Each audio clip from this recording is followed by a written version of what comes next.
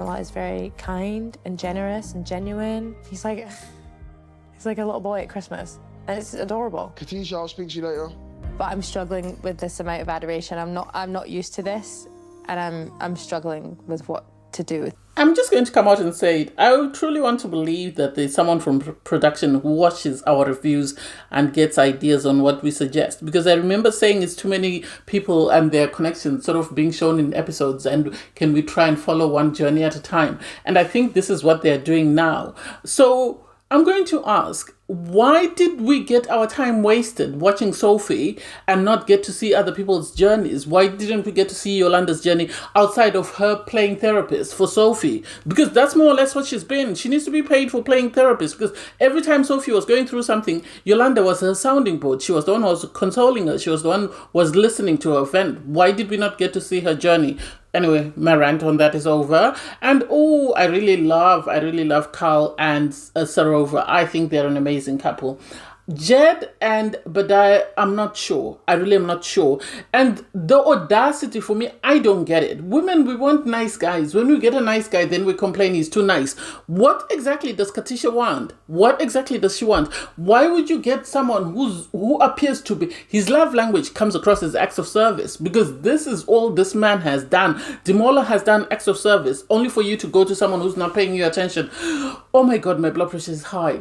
Anyway, hey there, thanks for stopping by. Welcome to my channel. If you're new here, don't forget to click the like button, turn on the notification bell for when I upload new videos. Definitely leave a comment, and please subscribe. We're trying to get to 6,000. In this episode, I'll be reviewing Love is Blind UK, Season 2, Episode 3. The conversation between Sophie and Megan I found strange, because you had the girls come in, find workout equipment. You have Sophie still with a long face because she still feels some type of way about the other little trinket that Kieran gave to Megan. She eventually pulls Megan for a chat. I'm sort of looking at this in two ways, in the sense that part of me believes she did it as a way of sort of trying to sort of destabilize Megan and tell her that, you know, there is competition out there. Don't think because he's doing all this, that means he's set with you. And then the other part of me thinks she knows she didn't get a good edit from the way she initially reacted. And so she's trying to sort of revamp her character in that sense, because she sits her down and tells her, you know, I've never been somebody's second option. I feel disrespected in the sense that how would he do that? How could he give you that gift? And she also felt some type of way about, you know, the fact that he put his scent. So she's more or less believing that he's marking sort of Megan as his. And so she feels some type of way. She feels rejected. And it's like, but you don't need to be having this conversation with Megan. If you have an issue with all this, you should have taken your issue to Kieran.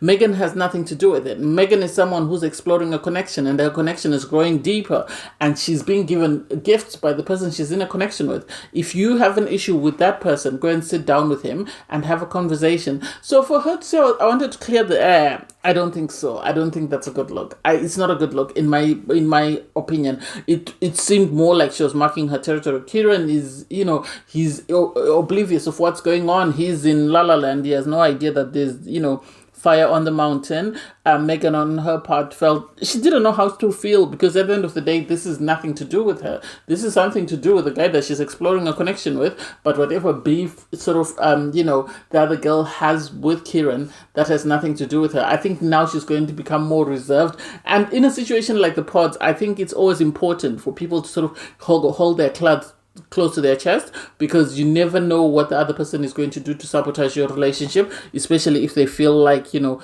you sort of doing better than they are. Jed goes on a date with Bradah. I like them. I think they're cute. I think they are. He was telling the guys that he's trying to be open-minded, because for him, he thinks, you know, she is sweet, she's kind, she's caring, she's thoughtful. And so they have conversations about tattoos. You have Bradah ask him about tattoos. I think she wanted to sort of gauge how he would feel about the fact that she has tattoos. And he said on his part, he doesn't have any tattoos, but he wants to have something once he has children, sort of something to sort of mark that occasion of him stepping into fatherhood or something to that effect. So hey, it is what it is. He asked about her greatest accomplishment, and she said, the fact that she has accomplished everything she has at her age.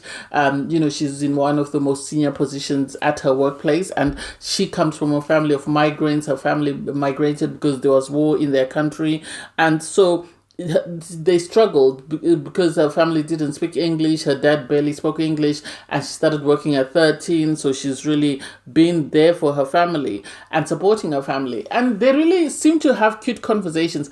What I like in the pods is when people are not being sexual in their conversations, because that means people are digging deeper. People are trying to get to know the person that they're exploring a connection with to see if it actually works. So I thought their conversation was good. You had Jediah say, she's giving him butterflies, and she said, she really fancies him. So I can see them actually working as a couple, and I hope they actually do get to proposal. And then we have our second reveal. I think Carl and Sarov are cute. They're actually becoming my fave, if not one of my favorite couples this season. They had the cutest, sort of sweetest reveal. The fact that, he went on his knee just the same as, Billy did in the previous episode. He went into his little spiel. Their reveal was amazing. I loved it. It wasn't over-sexualized. It was very respectful and very caring, and sort of being cautious of how they presented themselves, because obviously their families are going to see this. And the fact that he had on he said it was an Indian jacket or something like that. It looks cute. And for him to keep calling a princess, hopefully that's an inside joke that we didn't get to hear, because she said she was waiting for her Asian prince. So I love this for them. You had Patrick and Aanu go on a date. Patrick was asking Aanu to sing, and I said, "You're putting me on the spot." She doesn't like to brag about her accomplishments, even though she's sang backup for Rod Stewart, I think she said. And it's like, you're name dropping. Why are you name dropping? Are you trying to make it seem like you're very sort of good singer, but you just don't want to do it on the show? Or are you trying to sort of give him the impression of what you look like? I didn't get that. That conversation was very awkward, because he then asked, he then said, I don't like people that don't hype themselves. I always believe you should be proud of your accomplishments. You should let everybody know what you've achieved. You should not let other people bring you down. And you could see they don't align on that, because she was saying, I don't like, I don't like people to judge me by my accomplishments. I want them to judge me for myself. And then there was the question of how would you feel, if your family didn't approve. And Aanu said, her mom is her best friend, so her mom's opinion means a lot to her. So if she disapproved, then she would have to reconsider the relationship. On his part, Patrick is saying that, I don't value people's opinions. If I like you, I like you. Everybody else's opinion doesn't matter. And it's like, oh my God, this is going to be a hot mess. So they left on this sort of dry note, and I don't even get why they continue to see each other unless they just want to be on the show. And then you had Demola and Katisha. Oh my God, I love it. I love it. I love the fact that Demola is putting his best self forward. And it's giving me Benaya and Nicole vibes from last season, from season 1, where they had that other guy. What was his name? Steve, or was it? Who was horrible to Nicole, but Nicole accepted this proposal. And that's the impression that I'm getting, that production are going to try and play it in that sense, in the sense that she's going to reject Demola, accept Javan, and then later realize that Javan isn't it and go back to Demola. I want to put money on that. I'm willing to put money on that this is what I see happening. He sort of had a conversation with Katisha, and Katisha was asking him, what would you do to sort of entertain us, or to spice up things? And he said, he would have an activities jar where they would pick up what they would go into the jar maybe every Friday and just pick out something, whether it's staying at home and watching a movie and that sort of thing. So it sounded really cute. And what I saw was, we was given a couple of clips from 3 different dates. There wasn't a clip from where he gave her flowers, and then a clip for where he wrote her a poem. And so for her not to appreciate that, I don't get it. Because she was saying, he's kind, he's generous, he's genuine, and it's like a boy on Christmas Day who's found his dream present. And so for her, she's struggling to say, how can you be this nice? And it's like, some people are just that nice, and sadly people don't appreciate them because they're very nice. So she didn't know what to do. She was overwhelmed by the kind gesture, because she's already revealed that her type normally treats her badly. Anyway, she goes back into the pods and she's speaking to Bradah, and she's she's sort of questioning her connection with Demola because she's saying she's undecided. She's talking about the things that he's done for her, but she also feels like he's too good to be true.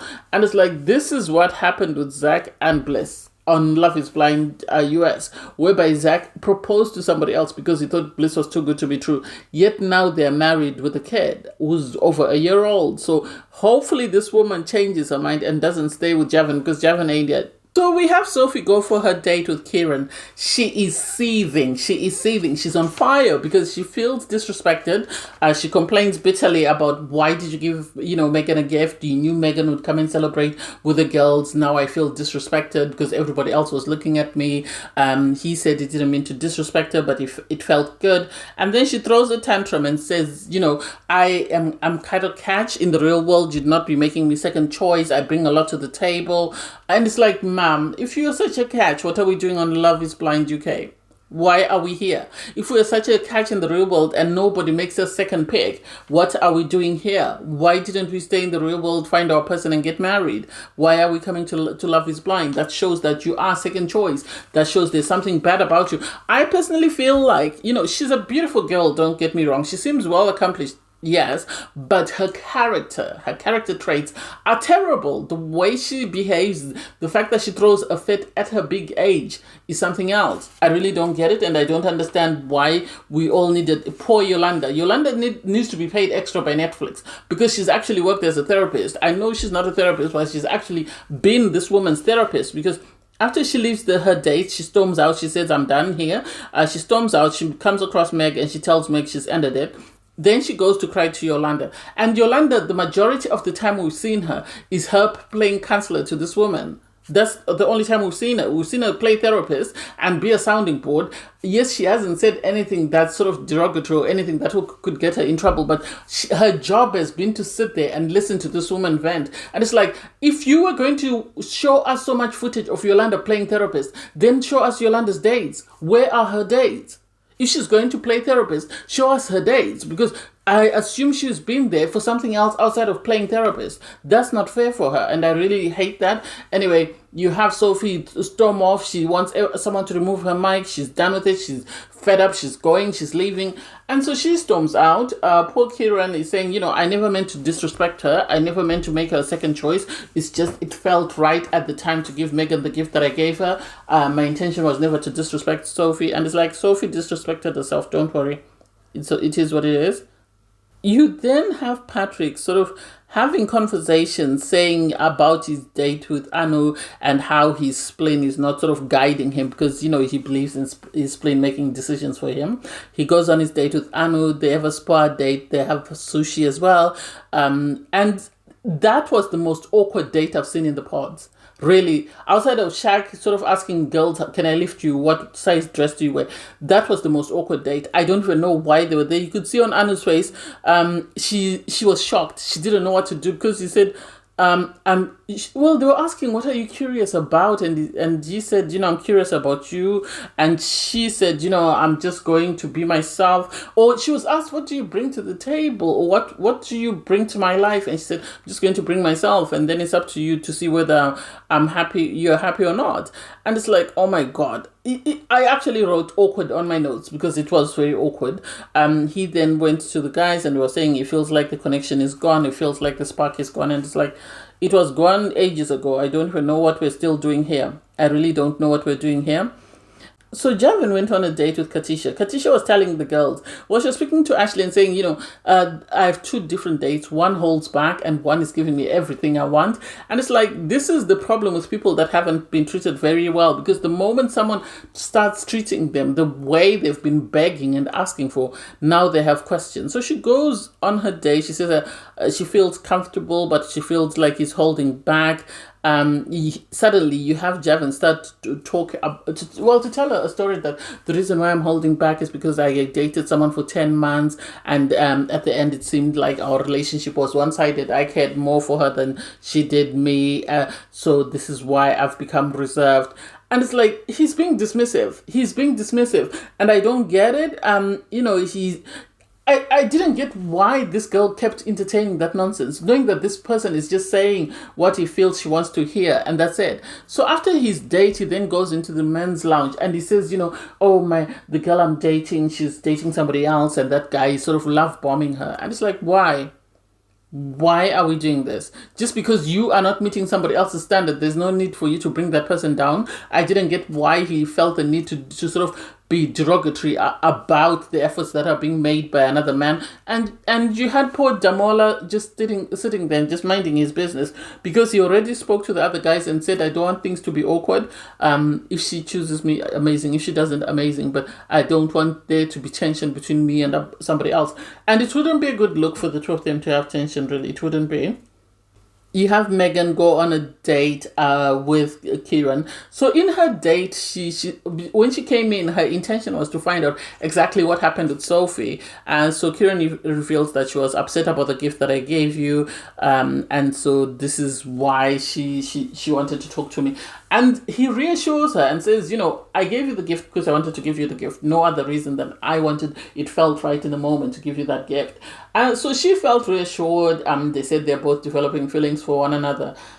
I think they'll be okay as a couple. It's not like she's not good looking. It's not that Megan Fox situation. She's actually good looking as well. So there's that. Sophie can wait for perfect match next season. So hopefully they continue to work on this connection.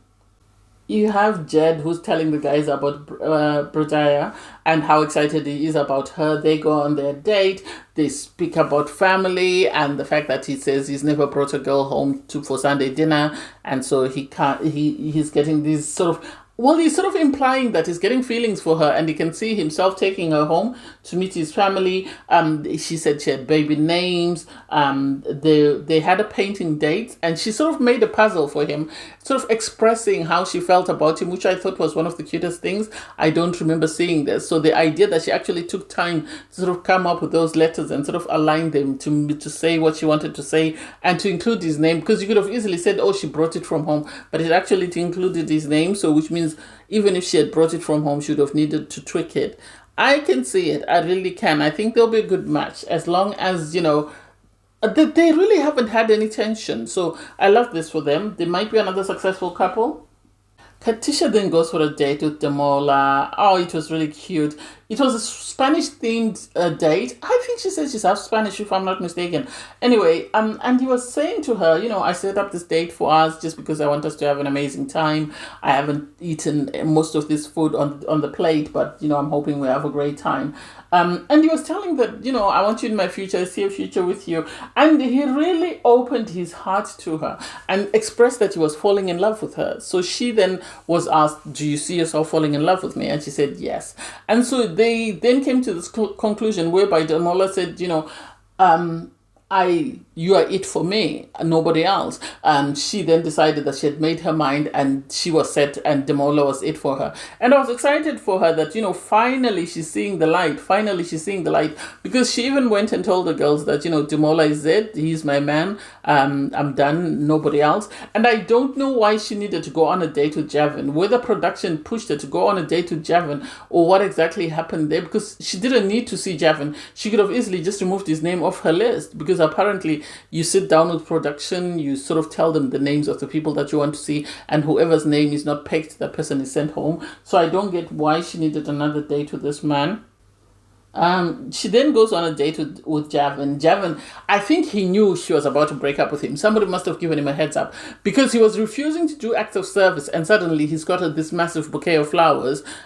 She then said, she's made her mind, and she's decided that Demola is her person. And out of the blue, he suddenly opens his diary. Okay, shall I read what I had written about you? I put tick on this. I did that.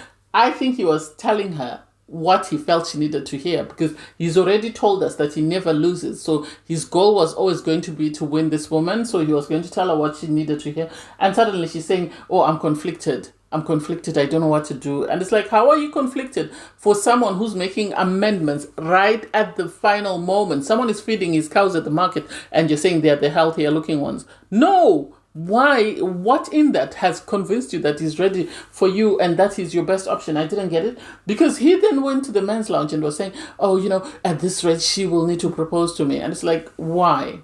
Why? Demola has been very respectful. And so the audacity and for Javin to continue to throw these jabs, I don't get it. His age is actually showing because he's 28, Demola is 31. And so I don't get what this girl is saying in this man. But anyway, I digress. So Kieran and Megan go on their date. She wrote a poem for him. I thought it was cutesy.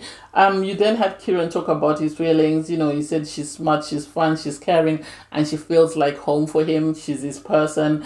He then proposes and says, I love you. Do I see it? I think I see it. I don't know why he's been stringing Sophie along, but you could tell right from the start, from the moment they both cried with Megan and spoke about their parents, you could see that he had moved on. I think the story that Sophie told him was to try and get him to change his mind, but he must have seen through that. But hey, another proposal. I love it for them. We then end off with Aanu and Patrick. Aanu and Patrick, I don't even know why. Because Aanu was rehearsing her song in the women's lounge. She came into the date and sort of said she had the song written for him and she wanted to sing it to him. And suddenly he's like, nah, I assume he's going to break up with her. I hope he breaks up with her because there's no point. Because he asked her, why did you refuse to sing for me in the first place? And it's like, maybe she wanted to get a feel of who you are. She didn't want to sort of sing somebody else's song without getting in trouble with production about copyright. Maybe that's the reason why. Have you thought about that? I think he's just looking for an excuse. I think he's looking for ways to manipulate her. And it's really sad that women are continuing to put up with such, crappy partners. But anyway, it is what it is. Thanks for stopping by. Don't forget to like, share, comment, and subscribe. And click the link in my video to watch my review from episode 2. See you in the next one. Bye, guys.